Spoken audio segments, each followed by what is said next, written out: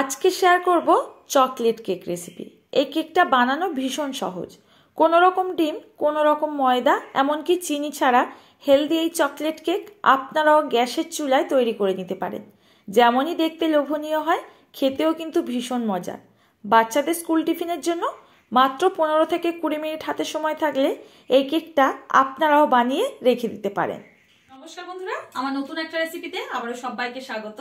আজকে শেয়ার করব নতুন ধরনের একটা রেসিপি দেখে যদি ভালো লাগে অবশ্যই লাইক করবেন আর ফ্রেন্ড ও ফ্যামিলির কাছে রেসিপিটি শেয়ার করে দিতে পারেন। নতুন বন্ধুরা কেউ এসে থাকলে চ্যানেলটি সাবস্ক্রাইব করে নেবেন, পাশে থাকা নোটিফিকেশন বেলের অল অপশনটা ক্লিক করে রাখবেন। সবার আগে আপনার কাছে আমার রেসিপির নোটিফিকেশন পৌঁছে যাবে। আর পেজ থেকে দেখে থাকলে পেজটিকে ফলো করার জন্য অনুরোধ রইল। তো চলুন বন্ধুরা, শুরু করা যাক আজকের রেসিপি। আশা করছি আপনাদের কাছে ভীষণ ভালো লাগবে। কেকের ব্যাটার তৈরির আগে আমরা কেক মোল্ডটাকে রেডি করে নেব। এই কাজগুলো যদি প্রথমে করে রাখি, কেকের ব্যাটার মাত্র 2 থেকে 3 মিনিট সময় লাগে তৈরি হতে, আর কেকটাকে ঝটপট বেক করে নেওয়া যায়। তো দেখুন, এইরকম একটা অ্যালুমিনিয়াম পাত্র নিয়েছি আর এর মধ্যে সামান্য একটু সাদা তেল লাগিয়ে নিচ্ছি। চারি সাইডে কিন্তু ভালো করে লাগিয়ে নিতে হবে। আমি আজকেরটা কোনো রকম কিন্তু ময়দা দিচ্ছি না। তো এর মধ্যে দেখুন একটা কাগজ মাপ করে কেটে নিয়েছিলাম, তো এই কাগজটাকে বসিয়ে দিচ্ছি। আর এই কেকটা কিন্তু আপনারা খুব সহজেই তৈরি করে নিতে পারবেন। ঘরেতে কিন্তু আমাদের প্রত্যেকটা জিনিস থাকে, এই রকম জিনিস দিয়েই তৈরি হবে। তো দেখুন বন্ধুরা, এবার কাগজটা দিয়ে দেওয়ার পর ওপর থেকে আবারও তেলটাকে লাগিয়ে রেখে দিলাম পাত্রটাকে সাইডে। এখন আমরা কেক বেকের জন্য এই কড়াইটাকে প্রিহিট করে নেব। তো দেখুন, একটা স্ট্যান্ড দিয়ে আর ঢাকা বন্ধ করে 5 মিনিটের জন্য গ্যাসের ফ্লেমটা লো টু মিডিয়ামে বসিয়ে রাখলাম। এই সময় কেকের জন্য আমরা ব্যাটার তৈরি করে নেব। একটা পাত্রের মধ্যে নিয়ে নিচ্ছি একটা চায়ের কাপ মাপ করে 1 কাপ রুম টেম্পারেচারে থাকা ফ্রেশ টক দই। একই সাথে অ্যাড করছি 1/3 কাপ রিফাইন্ড অয়েল। এখানে কিন্তু আপনারা যদি চান গলানো বাটারের ব্যবহারও করতে পারেন। তো দেখুন, এইবার অ্যাড করে দেব মিষ্টির জন্য গুড়। আমি আজকের কেকটা কোনো রকম চিনি ব্যবহার না করেই তৈরি করছি, তাই এখানে গুড় একটু গ্রেটার দিয়ে গ্রেট করে দিয়ে দিচ্ছি। আপনারা যদি চান এখানে গুড় কিংবা বাতাসা, আবার মিছরিটাকেও গুঁড়ো করে অ্যাড করতে পারবেন। এখানে কতটুকু মিষ্টি খেতে পছন্দ করেন সেটা বুঝে আপনারা এখানে গুড়টাকে অ্যাড করে দেবেন। তো দেখুন, সম্পূর্ণ গুড়টাকে আমি এই গ্রেটার দিয়ে গ্রেট করে নিচ্ছি। আর অবশ্যই করে যেন খুব ভালো মতো গ্রেট হয়, খেয়াল রাখবেন। তো দেখুন বন্ধুরা, সম্পূর্ণ গুড়টাকে আমি গ্রেট করে দেওয়ার পর এবার খুব ভালো করে এই 3টে উপকরণ মিক্স করে নেব, যতক্ষণ না গুড়টা এই দইয়ের মধ্যে ভালোভাবে মিশে যাচ্ছে। বন্ধুরা, আজকের এই রেসিপি আপনাদের কাছে যদি ভালো লাগে অনুরোধ রইল ফ্রেন্ড ও ফ্যামিলির কাছে রেসিপিটি শেয়ার করার জন্য। সম্পূর্ণ গুড়টাকে দইয়ের মধ্যে খুব ভালো মতো মিশিয়ে নেওয়ার পর একটা স্ট্রেনারের মধ্যে মাপ করে দিয়ে দিচ্ছি একই কাপ মাপে 1 কাপ আটা। এখানে সম্পূর্ণ সাদা আটা ব্যবহার করছি। আপনারা যদি চান এখানে লাল আটা কিংবা ময়দাও দিতে পারেন।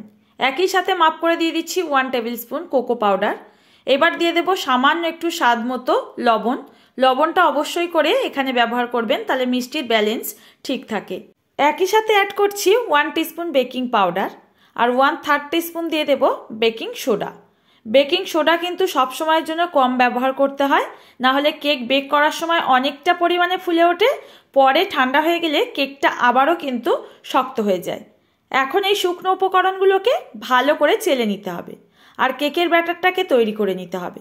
এই সময় বন্ধুরা আপনাদেরকে একটা টিপস বলে রাখি, যারা প্রথম কেক বানাচ্ছেন, কেকটা বানাতে গিয়ে একদমই ফেটে যায় বা জালিদার হচ্ছে না, কিংবা ফোলার পরেও ঠান্ডা হয়ে গেলে কেকটা শক্ত হয়ে যাচ্ছে, তো কেকের মধ্যে প্রত্যেকটা শুকনো উপকরণ যখনই অ্যাড করবেন অবশ্যই করে চেষ্টা করবেন চেলে নেওয়ার।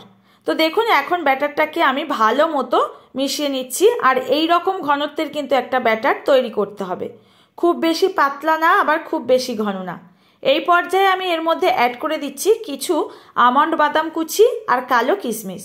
একটু কেকের ফ্লেভার আনার জন্য ভ্যানিলা এসেন্সও দিয়ে দিলাম 1 টিস্পুন মতো।